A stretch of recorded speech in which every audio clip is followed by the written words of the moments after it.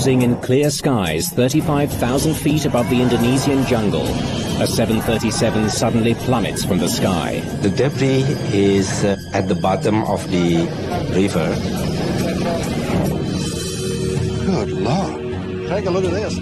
Evidence points to a serious mechanical failure, one that could ground commercial flights across the globe. Because of the history of the 737, we were concerned. But when the full story behind the crash of SilkAir Flight 185 is finally revealed, It's 2.5 units. the cause is more disturbing than anyone could have imagined. It was kind of shocking. I didn't really know what to believe.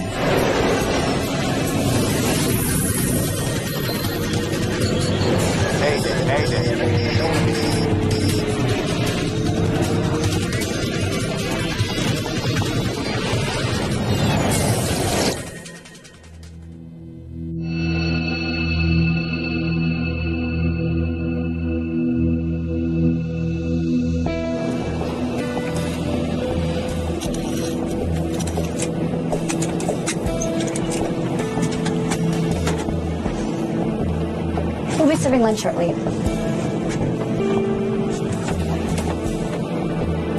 Good afternoon, ladies and gentlemen. This is your captain.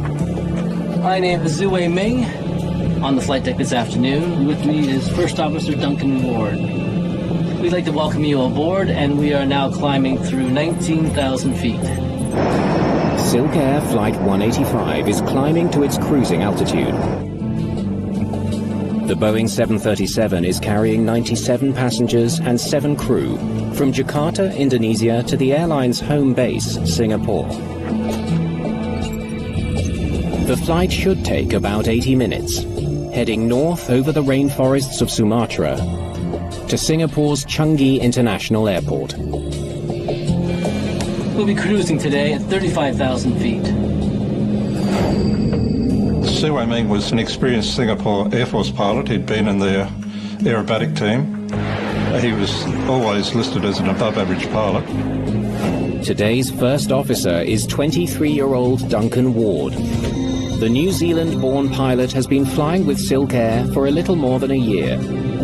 Duncan initially found flying at the age of about 14.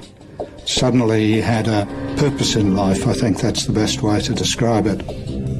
He came from another operator, already type-rated on the Boeing 737, and when I conducted his induction training to SilkAir, I recognised that he was a well above average pilot as well, despite his young age. These cancer patients and suicide pilots that government decision makers arrange to be pilots for these airlines cannot be better than average pilots, based on their background, which must include learning disabilities due to depression, which these cancer patients must have, because it is not good for any 20-year-old person to know that they are going to die young when life would be pretty good as a pilot anyway.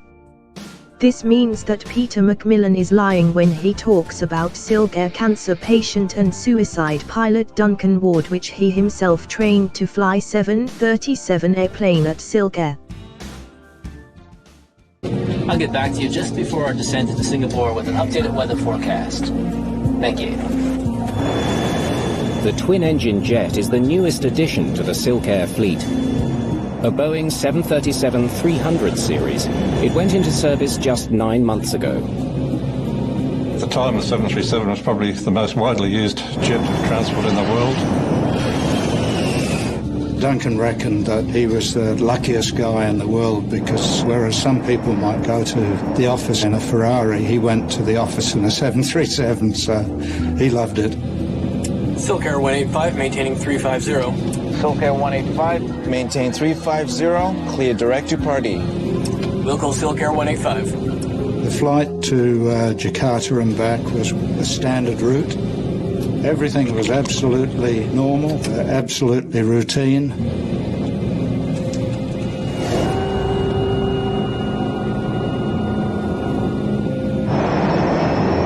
On flights as smooth as this one, it's common for pilots to get up and stretch their legs. I'm back for a while. Finish your lunch. I am. Some water?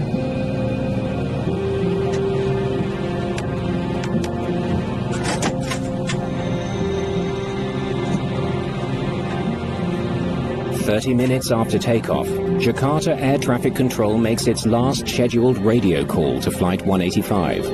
SilkAir 185, maintain 350. At Party, contact Singapore 134.4. SilkAir 185, roger, 134.4 before Party. The crew is reminded to check in next with Singapore Air Traffic Control. Singapore Air Traffic Control did not expect to hear from the aircraft for another 5 to 6 minutes, so it was in a virtual no man's land as far as communications are concerned. Moments later, while still cruising at 35,000 feet, the plane banks sharply and begins to dive. Cabin crew were probably serving lunch at the time with carts in the aisles. It would have been horrific. The aircraft would have been inverted.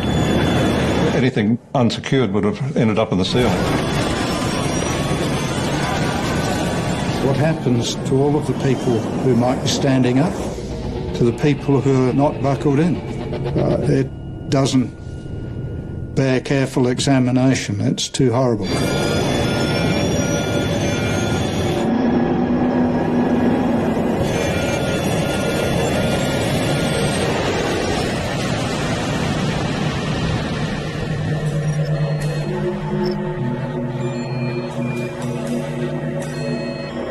At Jakarta Air Traffic Control, SilkAir 185 has vanished from radar. The controller has heard no Mayday call. He tries to get a message to the missing flight with the help of another pilot. Indonesia 238, Jakarta. Go ahead, Indonesia 238. Please relay to SilkAir 185 to contact Singapore 134.4. Roger, Indonesia 238.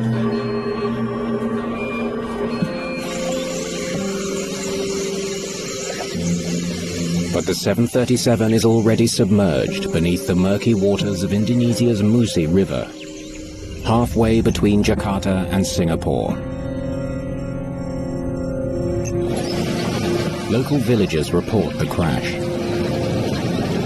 They're telling stories about the aircraft coming very fast from an altitude.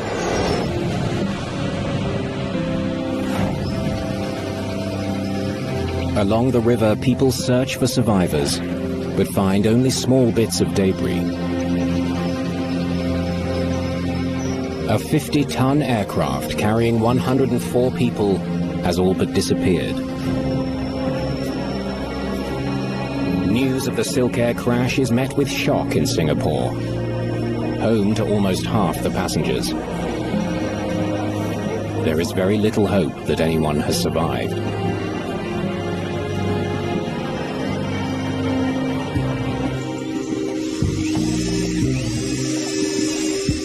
24 hours later, Indonesian investigator Santoso Sayogo takes charge of the team from the National Transportation Safety Committee. Empty those bags. Put it with the other bags for processing. What we did is to go to the crash site, observe, and then record and preserve anything that we can use for the later investigation. Or small debris. The scale of the disaster soon becomes evident. There are no survivors. All 104 passengers and crew have been killed, including veteran pilot Captain Su Wei-ming and his first officer, Duncan Ward. It was just complete bewilderment as to how it might have happened. In that situation, you go into a complete state of shock. I didn't really know what to believe. The NTSC calls in Navy divers and support ships to help with the recovery effort. The debris is at the bottom of the river. If I can describe it, it's a murky water, mud, and the clay. Most of the debris was in the clay. At the SilkAir crash site, there are no bodies to mourn over. Searchers have found hardly any human remains at all.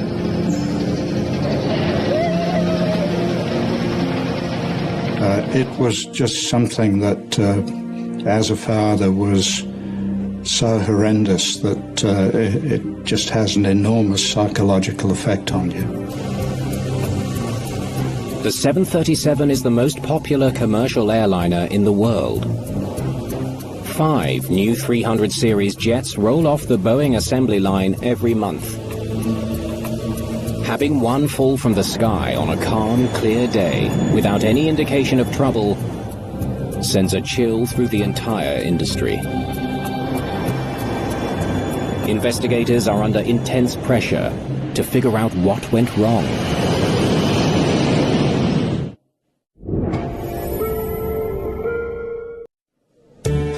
Following the crash of SilkAir 185, Indonesian investigator Santoso Siogo faces the biggest challenge of his career. Fortunately, he won't have to face it alone. Because the 737 is American-made, U.S. air accident investigator Greg Feith joins the investigation. Mr. Feith. He's one of the NTSB's top investigators, Santoso. with more than 17 years of experience. And thanks for coming so soon. Glad to help. I know you guys are stretched pretty thin.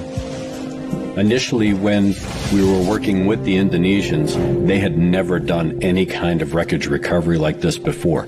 We in the States had had a lot of experience with a variety of different accidents. Investigators initially suspect some catastrophic mechanical failure, but don't know which part could be to blame. Tough to get a debris pattern. It's all underwater. Without knowing how the wreckage is distributed, it's hard to know where to start. We need the recorders. One of our primary concerns was trying to get the flight data recorder and the cockpit voice recorder, because that was really going to help in establishing the course of the investigation, what directions, what elements that we really needed to focus our energies on. SilkAir 185, maintain 350 at party. Contact Singapore 134.4.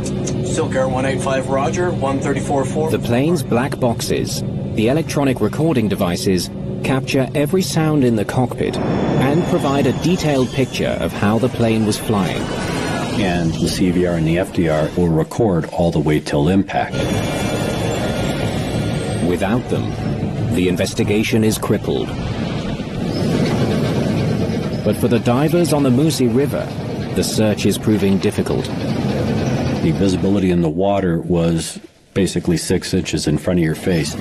They had to swim down and feel on the bottom in the mud what they thought were pieces, grab them, and bring them to the surface. We didn't know if we were going to get the CVR and or the FDR. If the black boxes are embedded deep in the mud, they may be beyond reach. SilkAir Flight trainer Peter McMillan joins the team. He has knowledge of the airline and personal experience working with both pilots. I was basically sent there as a conduit between the investigation and SilkAir to explain any SilkAir procedures to investigators. To understand Flight 185's sudden dive, he studies Indonesian radar returns that show the plane's flight path. The aircraft's transponder identifies it on the radar screens, and it can also show the height of the aircraft, and it can actually, with some calculation, determine the speed of the aircraft. McMillan calculates that the flight time from takeoff to the last recorded radar return was just under 36 minutes. Good Lord. Take a look at this. The first 35 minutes are completely normal, but the last 30 seconds of the radar plot paint a terrifying picture. The aircraft disappeared from radar returns when it went below 20,000 feet. But when the aircraft left 35,000 feet to below 20,000 feet, it gave an approximate rate of descent of over 30,000 feet per minute. The maximum rate of descent is normally in the order of 5,000, 6,000, 7,000 feet per minute. So this was a descent of great magnitude.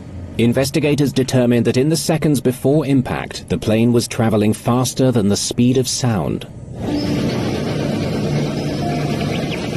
Investigators are desperate to recover the black boxes. They intensify the Musi River salvage effort. We brought in heavy assets, which was this ocean-sized dredge, 20, 25-foot bucket that was able to scoop very large mounds of mud out of the Musi River. But the river is vast, almost a kilometer wide.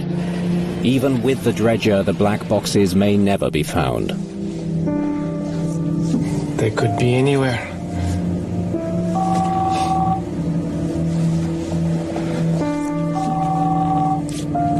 SilkAir here. Boss, I think we found something important, but it's not in the river, it's on land. On land?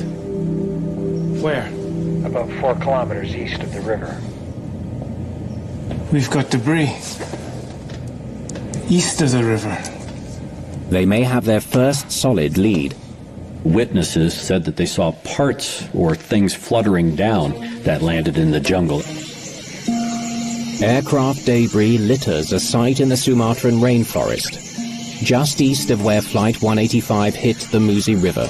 This is part of the horizontal stabilizer. Be sure to get the GPS coordinates. We did in fact find that the horizontal stabilizers of the airplane, the 2 small stabilizers on the back, had come off in flight. The fragments are from control surfaces on the plane's tail section. Small elevators on the very back edge of the tail help pitch the plane up and down. We're 4.5 kilometers east of the main crash site. The distance tells them that these fragments were among the first to break off, a key finding. If parts of the tail broke away at cruising altitude, that might explain the sudden dive. What's more, it may point to a larger problem. Because of the history of the 737, we were concerned about the horizontal stabilizers having separated from the rest of the aircraft in flight. Though the 737 is generally regarded as a safe airplane, it has a disturbing chapter in its history. A dangerous malfunction known as rudder hardover. Rudder hardover means there is a rudder kick to the one side of the aircraft, so the aircraft will have an unusual attitude. The rudder would actually move all by itself without being commanded by the captain or the first officer through the rudder pedals. In 1991, nearly 7 years before the SilkAir crash, a United Airlines 737 on approach to Colorado Springs took a sudden roll to the right. It hit the ground seconds later, killing everyone on board.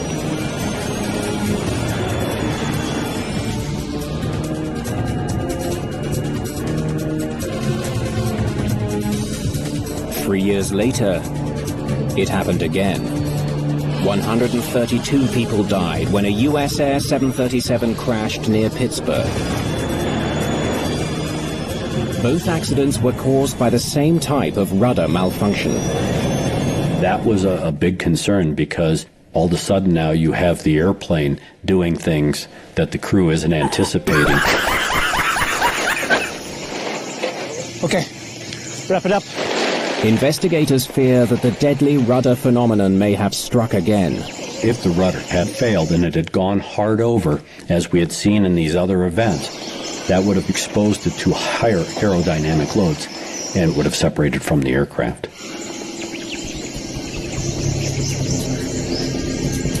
Even more disturbing, the rudder problem was supposed to have been solved. Boeing engineers came up with a fix before construction even began on the 737 that crashed in Indonesia. For the accident aircraft, Boeing already modified the rudder. So the question is, why would this airplane have had an experience like that, given the fact that it had the modifications to the rudder? It is now crucial that the team figure out exactly when Flight 185's tail section broke off. Did it detach at 35,000 feet, throwing the plane into a dive? Or did something else cause the rapid descent, causing the tail to break off on the way down? We had to examine the wreckage, see how these stabilizers came off, and then put that storyline together. On day 5 of the investigation, there's a major breakthrough. Divers have found a key piece of the investigative puzzle in the mud at the bottom of the Musi River. The accident happened on the 19th December, and we discovered flight data recorder in the afternoon of the 24th, one day before Christmas. I can confirm. It is the FDR. Slightly damaged, but it doesn't look too bad. It was kept in clean water just to preserve the information on it, so it would not deteriorate. If the FDR recording has survived, investigators should soon know exactly when Flight 185's tail section began to break off. It's up to the guys in Washington now. We sent the flight data recorder to our laboratories at the National Transportation Safety Board because the Indonesians didn't have a lab facility like that. Meanwhile, salvage teams continue to sift through tons of mud pulled from the river in the hope that the second black box will soon turn up. At the hangar, the search is on for another missing piece of the plane. We need to find the power control unit. It's called the PCU. I got a photo of one here. And that's what we're looking for. The Power Control Unit, or PCU, is the component proven to have caused rudder failure in previous 737 crashes. One of the problems with the power control unit on the 737 was that through contamination or environmental conditions, you could bind up parts of the component. No one knows if the critical component has been found. If it has, the PCU could give investigators a very important clue. It's been 20 days since Flight 185 disappeared into the Musi River. The dredging operation is being wound down. There is nothing more they can collect from the crash site, so they decide to stop the dredging operation. Hope of finding the second black box is all but gone. But at the hangar in Palembang, that's what we're looking for, thank you. Long hours spent combing through aircraft debris has finally paid off. Can you wheel that air compressor over here? Greg Feith can finally examine Flight 185's power control unit, the critical component responsible for the previous rudder malfunctions. If they had a rudder hull-over, the opening up of rudder PCU will indicate that they have experienced the rudder hull-over. Feith checks for any sign of contamination or corrosion. The actuation looks good. There was no corrosion inside the rudder PCU. This thing worked fine. When the rudder PCU was recovered, it was examined by engineers and investigators and found to be perfectly serviceable. Rudder failure did not bring down SilkAir Flight 185. Investigators conclude that the tail debris found on land was ripped away during the plane's supersonic plunge. Those stabilizers separated from the rest of the airplane at around 10 to 12,000 feet. The aerodynamic forces basically took those flight control surfaces off the airplane, but that didn't answer what prompted it. The pilots themselves may have left clues about what went wrong at 35,000 feet. But unless the missing cockpit voice recorder turns up soon, those clues will be gone for good. We are not very optimistic because of the situations at that time. Hey, Santos, are you there? Anything to report? The recorder's been found. Say again. Recorder found. The CVR was found on the last day of dredging, and it was found under 27 feet of mud under the bottom of the Musi River. It was very fortunate. The second recorder appears to be in good shape. The CVR was then handed over to Santoso Ciago, and he and I then accompanied it to the NTSB in Washington. We had to get them back to the United States to be read out, and we were just hoping that they were in a condition where they were going to give us what we needed. With the second black box on its way to Washington, investigators may finally have the evidence they need to solve the mystery of SilkAir 185.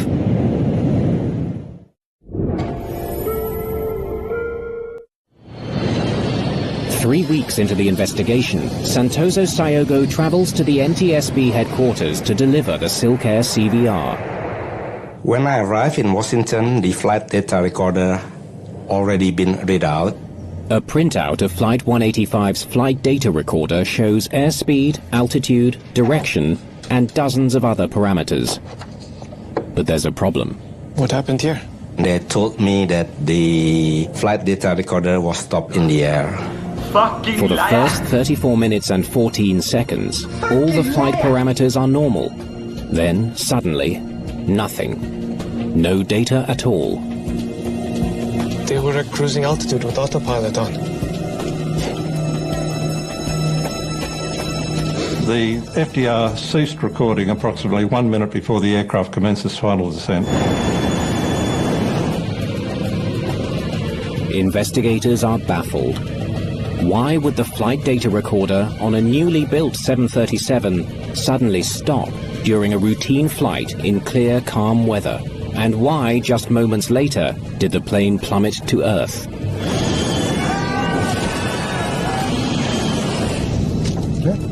The mystery only grows deeper when you are. When the team looks for answers on the cockpit voice recorder. Good afternoon, ladies and gentlemen. This is your captain. My name is Zue Ming. On the flight deck this afternoon, with me is First Officer Duncan Ward. We'd like to welcome you aboard, and we are now climbing. It was just a normal flight. The crew were communicating as they normally do, and with the cabin crew, there appeared to be nothing untoward at all. I'm back for a while. Finish your lunch. I am. Okay, for a while. Water?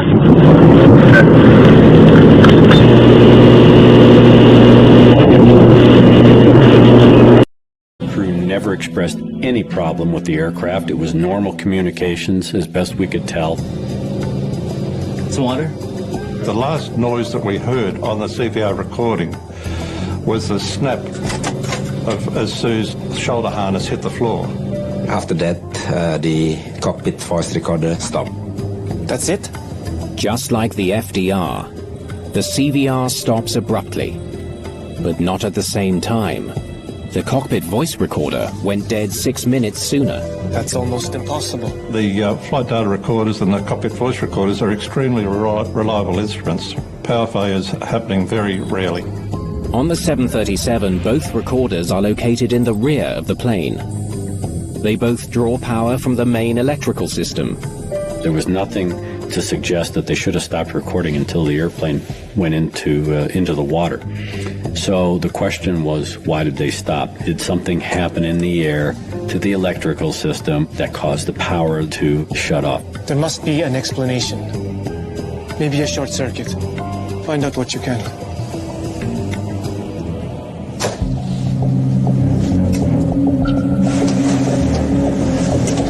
In a maintenance hangar, technicians aboard a 737 run tests on the plane's cockpit voice recorder.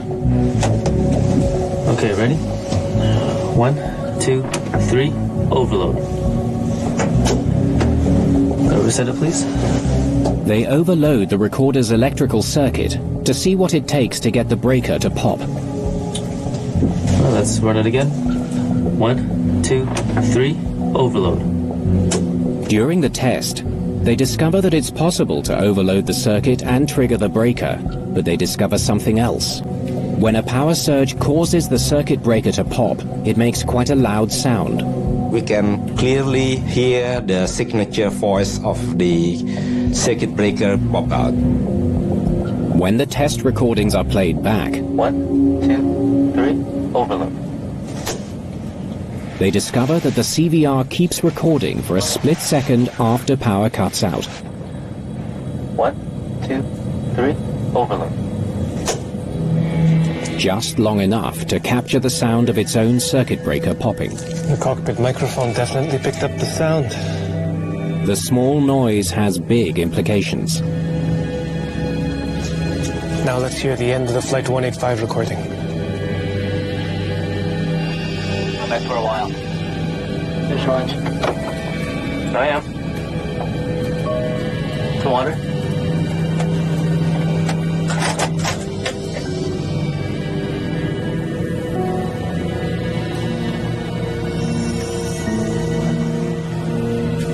Again, please. I'm back for a while. Finish lunch. I am. Some water?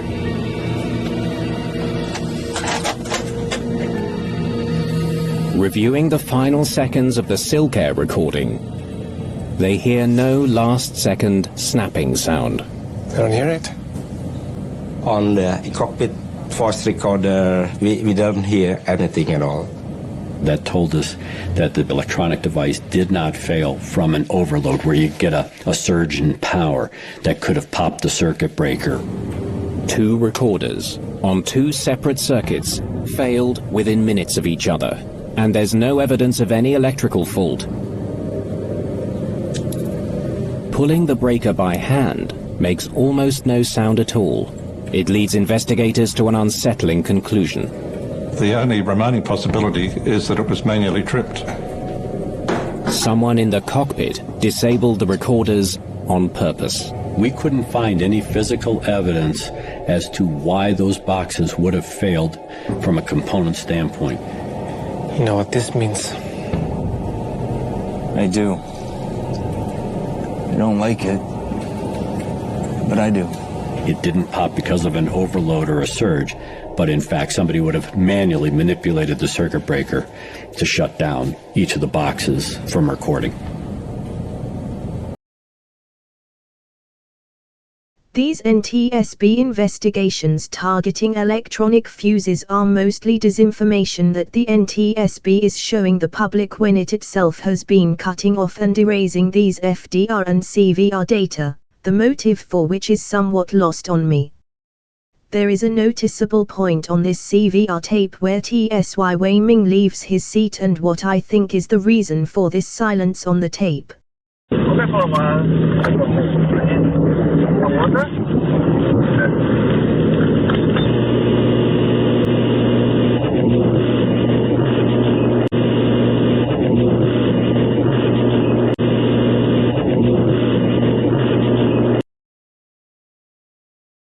Because I believe that he has been between the microphone and the source of background noise, which apparently means the Boeing engines.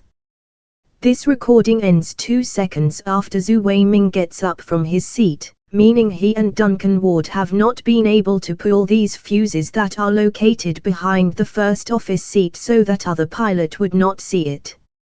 When this cockpit voice recorder tape has ended, Zhu Weiming must have just opening the cockpit door when this recording has ended, and no one else is capable of such a timing except the NTSB itself in its own Washington laboratory, where the reading of this recording just happened to be stopped. Pretty fucking action if you are asking it for me.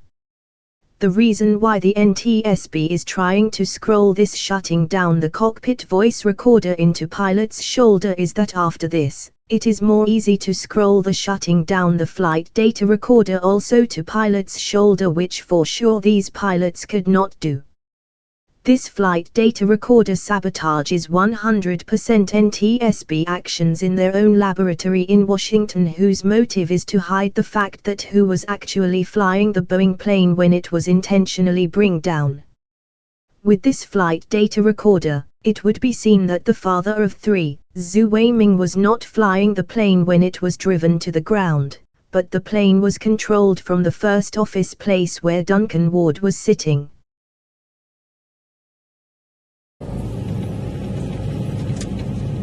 It's against the laws of commercial aviation to tamper with the flight recorders.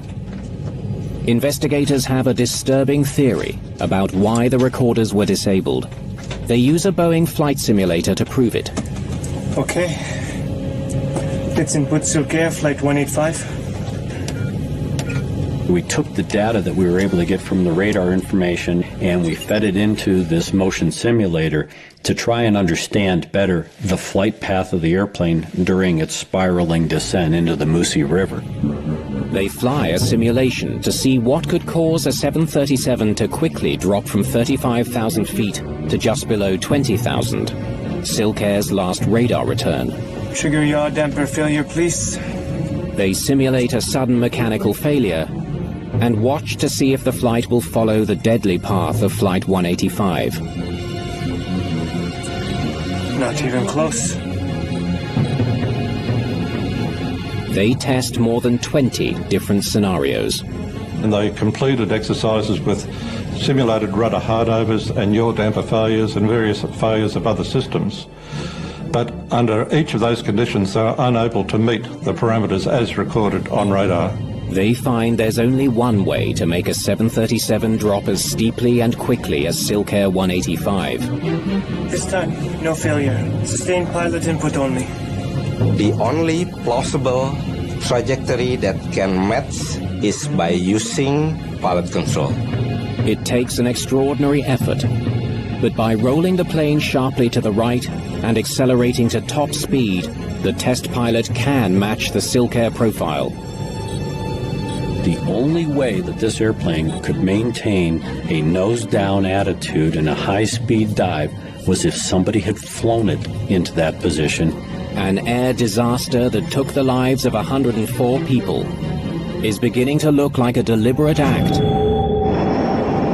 by a skilled pilot. That changed the complexion of the investigation. Before they can make a final judgment on the cause of the crash, investigators need physical proof. They find it in the plane's tail section. The salvage operation has retrieved almost 75% of the 737, including a key part from the tail that could confirm if Flight 185 was in a commanded dive before it hit the water. One of the telltale pieces of evidence that we found was the trim jack screw for the horizontal stabilizer. The jack screw is a threaded rod connected to the horizontal stabilizer. It rotates when pilots press a trim switch on their control column. As it turns, it moves the stabilizer up or down, changing the pitch of the aircraft. Fythe calculates the final pitch angle on the stabilizer based on the jack screw's last setting. It's 2.5 units. It was moved deliberately to nose down from level flight. What we found was that the trim was full nose down trim. The stabilizer trim would have been in the cruise position. There was really no reason for it to move forward. It confirms that while cruising at 35,000 feet, one of the pilots initiated the plane's dive by moving the stabilizer down. The SilkAir disaster has taken on a chilling new dimension. Evan Byrne is a psychologist and human performance investigator for the NTSB. It was becoming clear that the flight crew's performance could not be ruled out as a potential cause of the accident. One of the two pilots likely crashed the plane on purpose, killing everyone on board. Throughout our investigation, we are looking at both pilots, their professional background, their personal background, what activities they were performing in the days before the accident. They looked at everything. They examined everything in great detail. I had great confidence in the NTSB. I had great confidence in the technical investigators themselves. Went back for a while. Finish your lunch. I am. Some water? The last conversation on the CVR indicates that First Officer Ward was alone shortly before the plane went into a dive. SilkAir 185. 5 minutes later, Ward was still on headset. 134.4. SilkAir 185, Roger, 134. And 2 minutes after that, the plane fell into a dive. The key question, who was at the controls? Tell me a bit about Duncan. The questions related to every aspect of Duncan's state of mind and psychology, also trying to establish whether or not he had any possible motive for trying to sabotage the aircraft. And did he seem at all depressed in recent weeks? Byrne finds that Duncan Ward got on well with colleagues, He had no debts and no history of depression. His co-workers, pilots that he flew with, were all highly positive about his performance and skills in the cockpit. He learns that Su Wei Ming was a married father of 3 school-age boys. Good afternoon, ladies and gentlemen. This is your captain. At SilkAir, the former Air Force Top Gun was on the fast track. But as they learned from a former colleague, Ming's record was not spotless.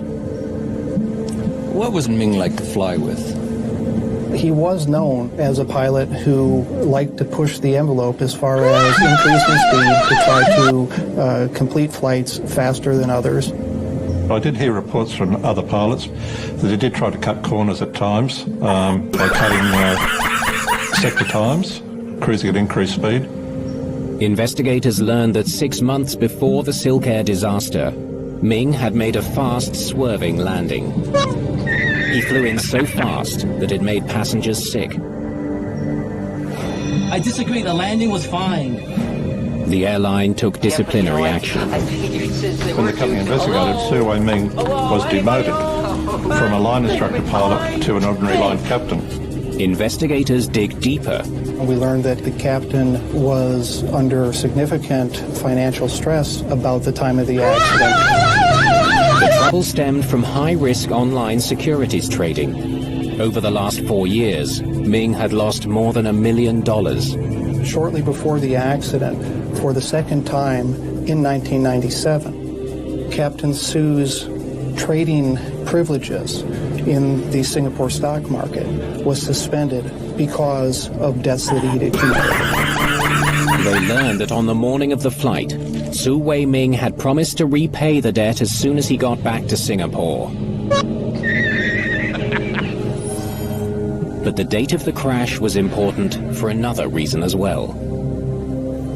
The SilkAir accident occurred on the 19th of December, which was also a significant date in Captain Su's Air Force career. 18 years earlier to the day, on December the 19th, 1979, Su Wei Ming took off on an Air Force training mission with 3 other fighter pilots. But he had to turn back during the course of that flight because of a mechanical problem with his airplane, yet his compatriots kept on going. Ming's squadron mates were all killed on that mission when their fighters slammed into a cloud-covered mountain.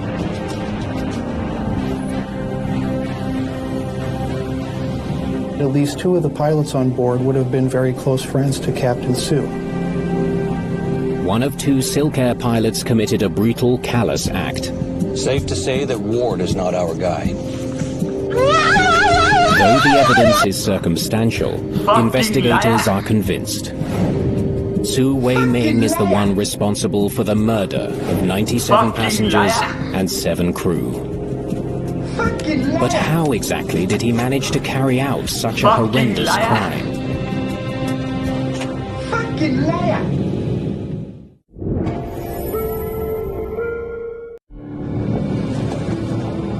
No one can know for certain what happened aboard Flight 185. But investigators have a likely scenario.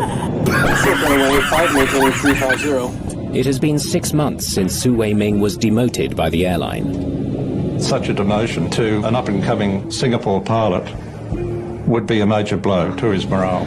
SilkAir 185, maintain 350. Clear direct to party.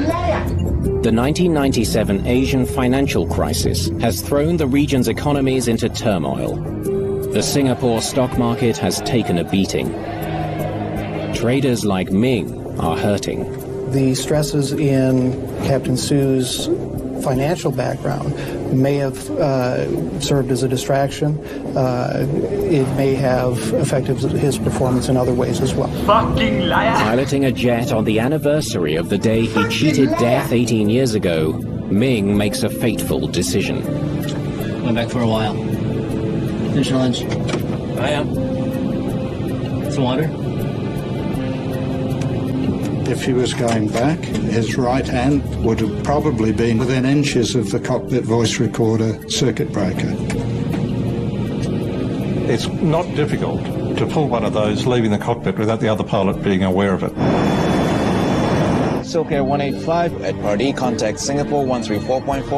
SilkAir 185, roger, 134.4. Ming waits until after the last radio call before returning to the cockpit. Duncan, there's a problem in the galley. He could easily have said to Duncan, Lord, the girls want to see you in the back, there may be a leaky tap or something like that. This is absolutely unbelievable crap what NTSB investigators and Macmillan are saying about Zhu Weiming and why NTSB has falsely stated that the cockpit voice recorder and flight data recorder stopped working at points that neither pilot could have affected in a way that the other pilot would have not noticed it. NTSB's false statements and data deletions have had a clear motive and purpose, namely to frame Zhu Weiming as a suicide pilot and cover up Duncan Ward's role in this crash. Duncan Ward's father, Derek Ward, must know the truth, just like Andreas Lubitz's father, about their own son's cancer, and which expense these plane crashes have been partially machinated and brought down, and which has been greatly facilitated by the fact that these pilots will die very young from cancer in any way, unlike, for example, the hero pilot Zhu Weiming of 3 children, who has clearly dispute with SilkAir and Macmillan, who has been involved to framing Zhu Weiming as a suicide pilot and training Duncan Ward to be the main perpetrator of this mass murder, and whose part Macmillan is later defending and talking to.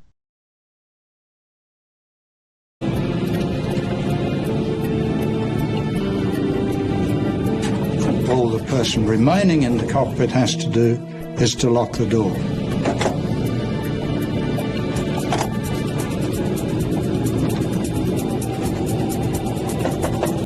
If the circuit breaker to the flight data recorder is called, it illuminates a master caution. There's one in front of each pilot, so that's why he really couldn't do that while there was another pilot in the cockpit. Did you notice how the experts and accident investigators on this air crash investigation program talked themselves into a lie?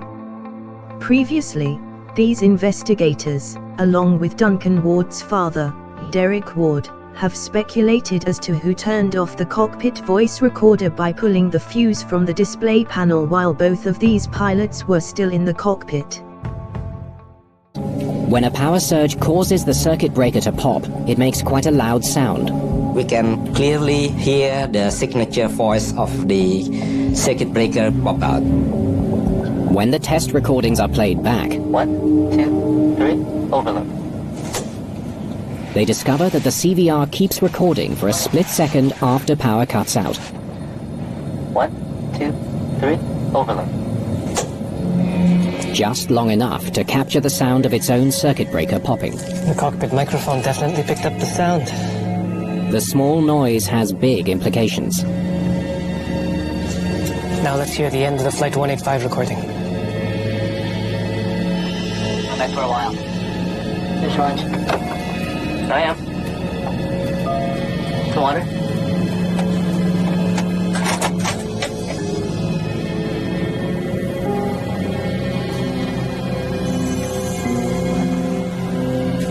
Again, please. I'm back for a while. Here's Raj. I am. The water?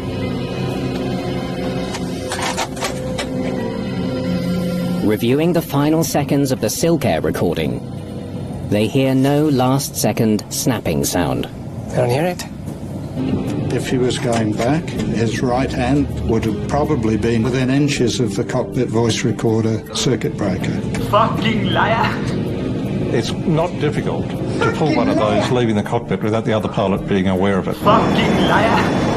SilkAir 185 at Pardee, contact Singapore 134.4. SilkAir 185, roger, 134.4. Ming waits until after the last radio call before returning to the cockpit. Duncan, there's a problem in the galley. He could easily have said to Duncan, Lord, the girls want to see you in the back, there may be a leaky tap or something like that. If the circuit breaker to the flight data recorder is called, it illuminates a master caution. There's one in front of each pilot, so that's why he really couldn't do that while there was another pilot in the cockpit. The cockpit voice recorder was no longer recording. The flight data recorder was no longer recording. Ming wants no record of what he's about to do next. The flight profile is one that Su Wei Ming would have been quite familiar with because he'd been in the Singapore Air Force. Less than a minute after disabling the FDR, Ming puts the 737 into a hard right roll. He places in an inverted dive, approximately 80 degrees, nose down, and he had to use considerable force on the control column to keep it there. Duncan Ward now has no hope of saving the plane. I know that he would have done whatever he could. It's all over in less than a minute.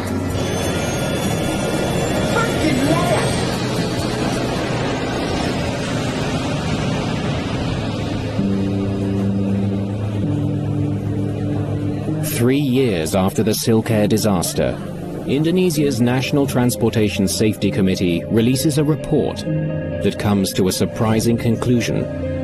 We submit to the chairman, but the chairman seems doesn't like what we submitted. The chairman of Indonesia's NTSC overrules his investigators, declaring in the report that the crash cannot be explained. He argues that the cause can't be known because the final seconds of the flight were not recorded.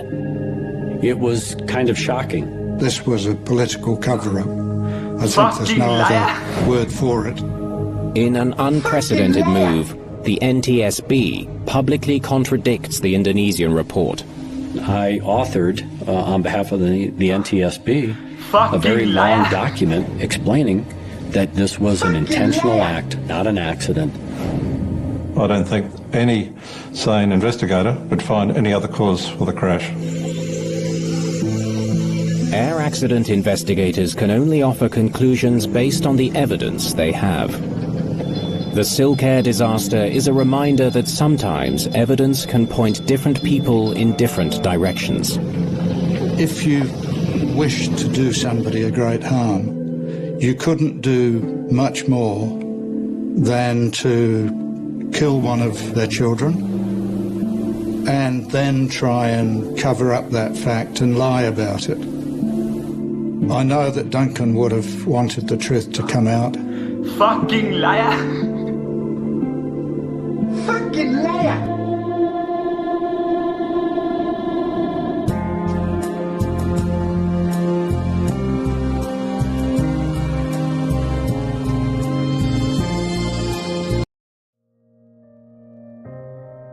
It is quite clear that none of these NTSB investigations cannot be trusted anymore if they have not my approval, because the NTSB clearly provides government decision makers and airlines with these false statements with which the truth of these plane crashes is covered up and only lies are shown to the people.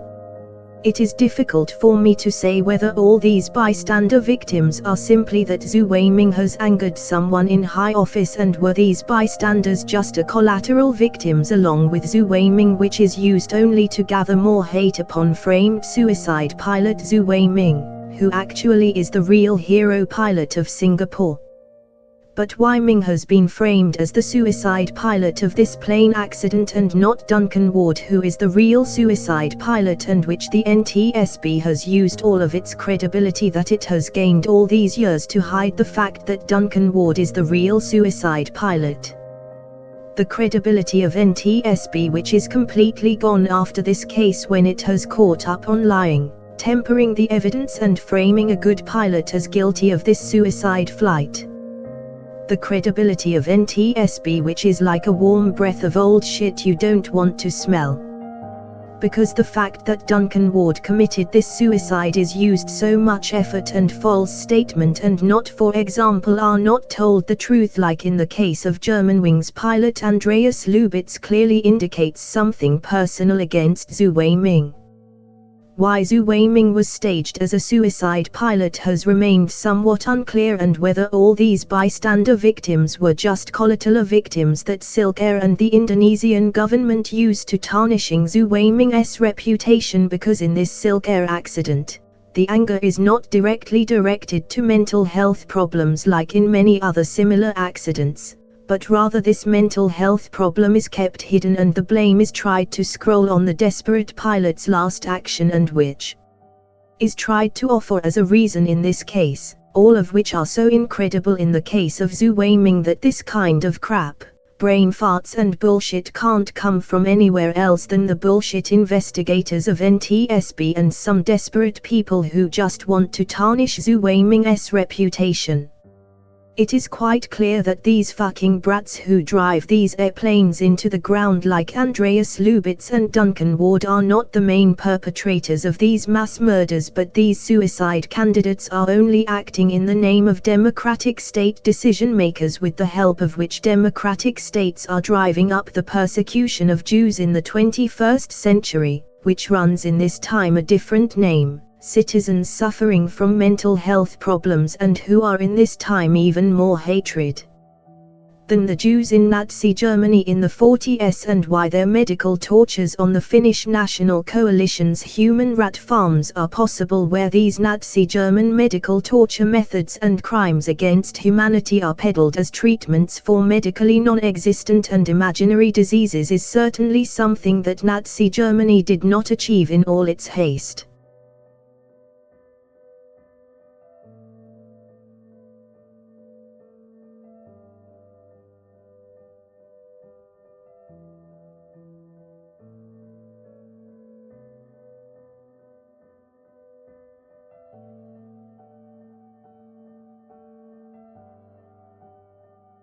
But it is clear that Singapore hero pilot Zhu Weiming carried something very rare, the spirit of the world's biggest woman who ever walked on this planet or any other, where Elon Musk sent his rockets, Sophie Scholl and White Rose, and who now lifts Zhu Weiming's reputation from the role of suicide pilot and gives him what all the people who carries Sophie Scholl's spirit deserve, which is mainly respect.